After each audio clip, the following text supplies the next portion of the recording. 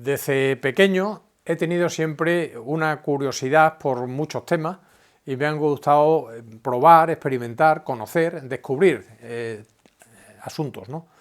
Entonces se me quedó grabado una cosa bastante dentro de mí al ver a un hermano mío coger un trozo de escayola, vamos, un bloque de escayola y tallar una cabecita pequeña cuando yo tenía 5 años. Eso siempre es una cosa, que es una imagen que he tenido en el subconsciente. Posteriormente he hecho trabajos de laboratorio también porque me gustaba probar a medida que fui estudiando algo de física, algo de química y tal, y siempre me ha atraído la experimentación. Pero lo que realmente fue el motivo de mi amor a la escultura nace con motivo de un viaje profesional a Argel. Paseando por una de sus calles, veo en un anticuario una calamina francesa. La compro y observo, ya la había visto, que tenía un brazo roto. Observo que era hueca. Y entonces surge en mí una pregunta puramente técnica. Yo, como ingeniero industrial, pues me llama la atención. ¿Y esto cómo lo hacen hueco? A partir de ahí se despierta una inquietud que me hace buscar documentación de cómo se hacen las esculturas en hueco, la fundición, etcétera, etcétera. Y de regreso ya a Madrid me dicen y me entero que en mi propio edificio hay un catedrático, un escultor, que después descubrí que era catedrático de modelado de Bellas Artes, José Luis Medina Castro. Este escultor me animó muchísimo, porque nos hicimos muy amigos, a que iniciara el modelado en barro y el dibujo. Y él me corregía los fines de semana que solíamos quedar a tomar café en mi casa o en la suya. Y a partir de ahí se despierta en mí un amor a la escultura importante, hasta tal punto que se convierte en mi hobby más importante de los que tengo, que son bastantes, por cierto. Pero lo que ha sido un refrendo importante y que me ha animado mucho ha sido que cuando he presentado obras de escultura y también alguna pintura, me han seleccionado en 2 certámenes que son relevantes. Los salones de otoño, que son anuales, y los premios Reina Sofía. En los últimos 5 certámenes he estado presente y el hecho de ver mi obra expuesta en sitios como la Casa Vaca del Retiro de Madrid, por ejemplo, pues ha supuesto para mí un incentivo importante que me ha animado a profundizar más y a meterme más en los temas de arte y en los temas concretamente de expresión artística.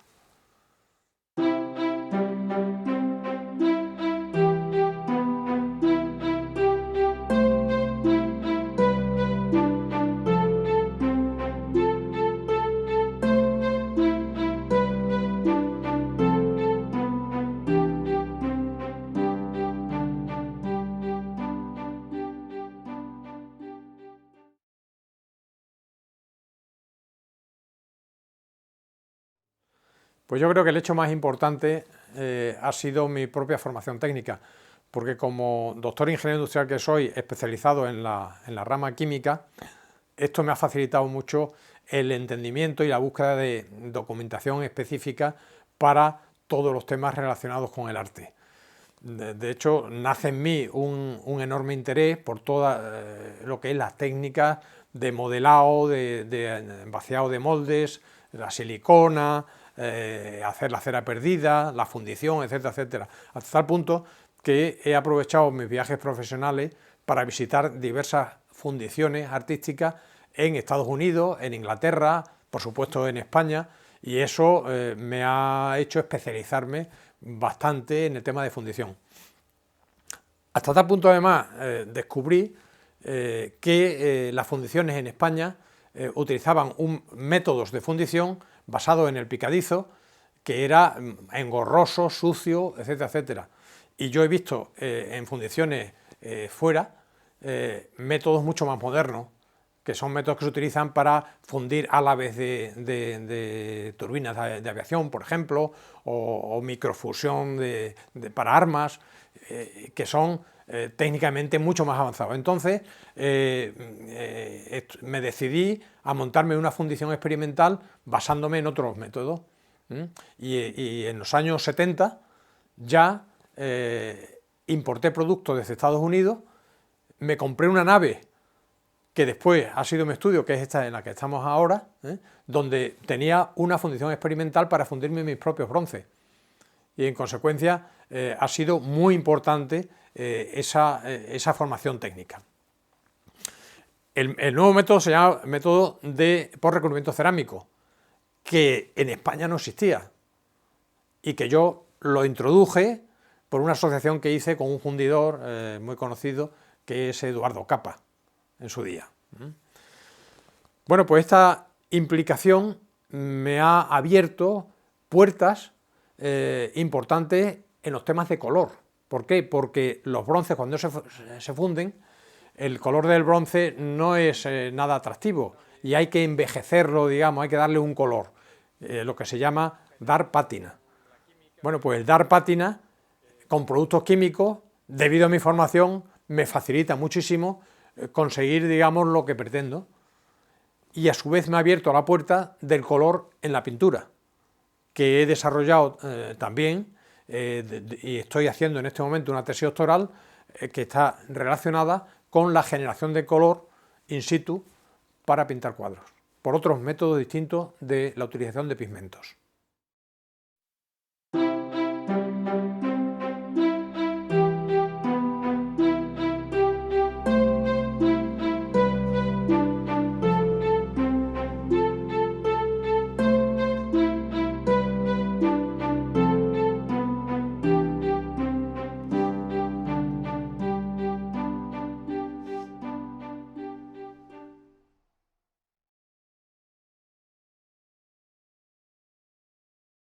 Las personas que ven mi obra perciben que detrás de ella hay mucho trabajo, y eso particularmente por la singularidad con lo que lo hago, porque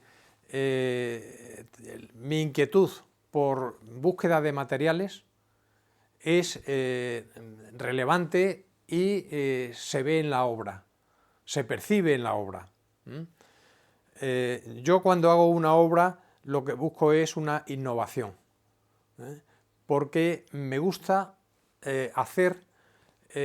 me gusta crear a partir del conocimiento de la materia, y eso me abre unos caminos muy importantes para la expresión artística, porque no solo es la genialidad, digamos, de una obra, sino el trabajo es lo que te abre las puertas de un camino, y en consecuencia creo que eso es importante. Toda obra mía siempre tiene una componente innovadora, a mi juicio, pero en casi cualquier actividad de la vida, porque por ejemplo en el videoarte, que yo no me dedico a hacer videoarte, pero cuando lo he estudiado, por ejemplo, cuando he hecho la carrera de Bellas Artes, ahí hice un trabajo innovador en el sentido, por ejemplo, cuando una persona ve una obra que con frecuencia tiene un esquema de encaje basado en la perspectiva áurea, el encaje áureo, la persona que visualiza esa obra siente una cierta tranquilidad al ver una composición áurea. Pues bien, yo lo que hice es cambiar, en lugar de observar algo que está puesto bajo una perspectiva áurea, grabar desde una perspectiva áurea. ¿Cómo? Pues basándome en la serie de Fibonacci, que sacó la serie en el siglo XII, que es siempre una serie numérica pura y dura, donde cada número aparece como suma de los dos anteriores, es decir, 1, 2, 1 y 2, 3, 3 y 2, 5, 5 y 3, 8, etcétera, etcétera. Pues bien, esta serie permite, haciendo unos dibujos, sacar una espiral áurea. Y entonces cuando yo grabé con una cámara de vídeo siguiendo una espiral áurea, lo que se ve es interesante y en consecuencia, bueno, fue un carácter innovador.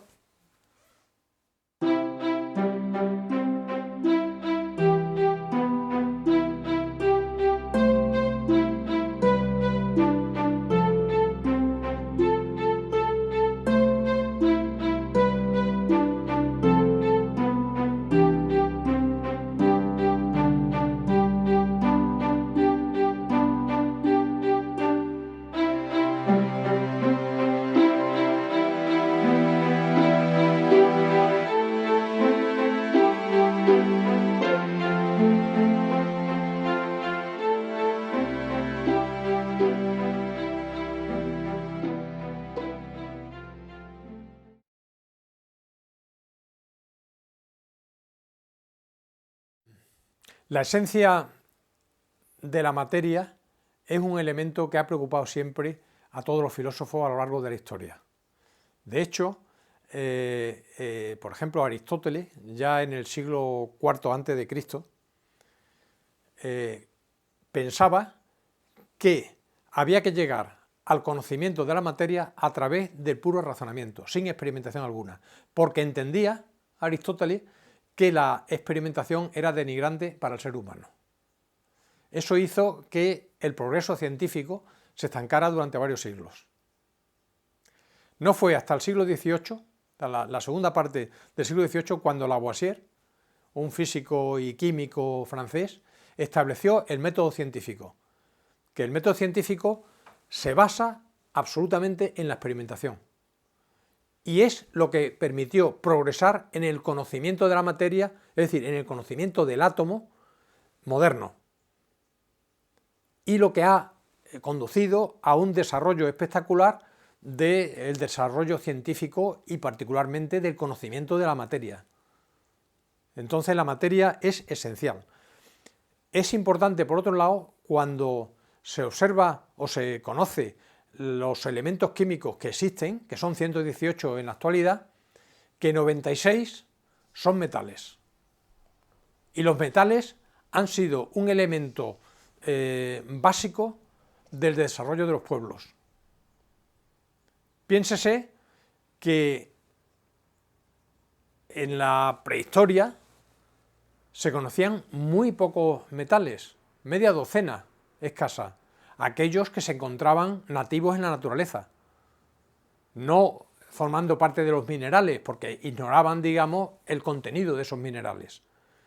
Entonces, esto es importante porque se conocían el oro, la plata, el plomo, el mercurio, el hierro procedente de los meteoritos, pero eran muy limitados y lo utilizaban como elementos de adorno y utensilios domésticos. Pero fue con la llegada del pensamiento de los alquimistas cuando los metales tomaron un auge importante y pensaban que no podía haber más metales, que solo eran los que conocían, y que además esos metales se incubaban en el seno de la Tierra y poco a poco se iban transformando en oro. Y se plantearon la pregunta, bueno, ¿cómo podemos acelerar este proceso que la Tierra tarda tanto en madurar, en germinar, digamos? Y los alquimistas se plantearon la transmutación de los metales, que era convertir el plomo en oro, por ejemplo, acelerándolo, haciendo trabajos de laboratorio. Entonces contribuyeron muchísimo al desarrollo de muchas técnicas, digamos, pues de dar color, de cambiar el color, de acelerar ese proceso. Y los alquimistas, que tenían un pensamiento muy, digamos, de conexión con el más allá, con Dios y tal, para que le iluminara en la transmutación de los metales hacia el oro y en el descubrimiento de la piedra filosofal, pensando que si se la tomaban esa piedra filosofal, de alguna manera, iban a poder hacer la transmutación de los metales y además, al tomarla, aumentar su longevidad. Y esta ha sido la clave del desarrollo científico posterior. En definitiva, lo que pienso que el estudio y el conocimiento de la esencia de la materia es fundamental en el arte, porque abre caminos para la innovación y facilita muchísimo todo el proceso creativo.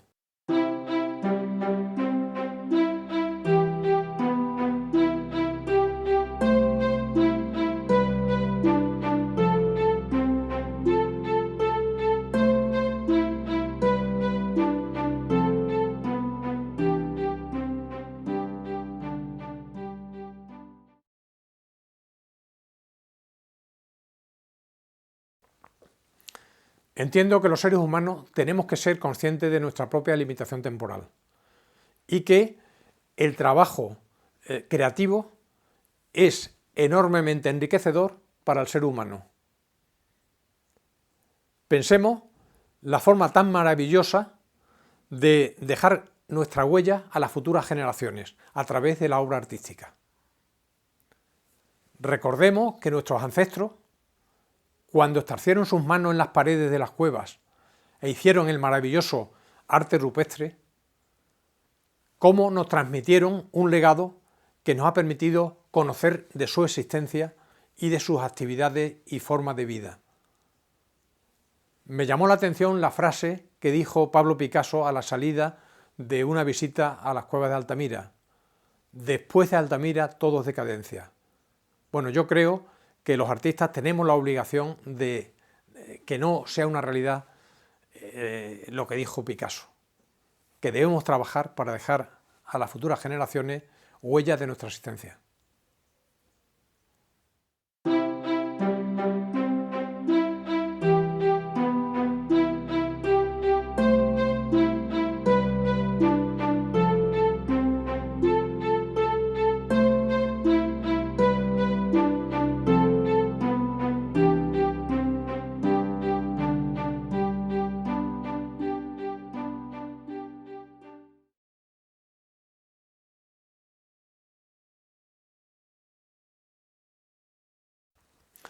Para mí, cualquier reto artístico supone una oportunidad de aprendizaje y de superación y de goce personal, porque todo lo que sea derribar barreras que se presenten para conseguir un objetivo que me proponga es sumamente placentero.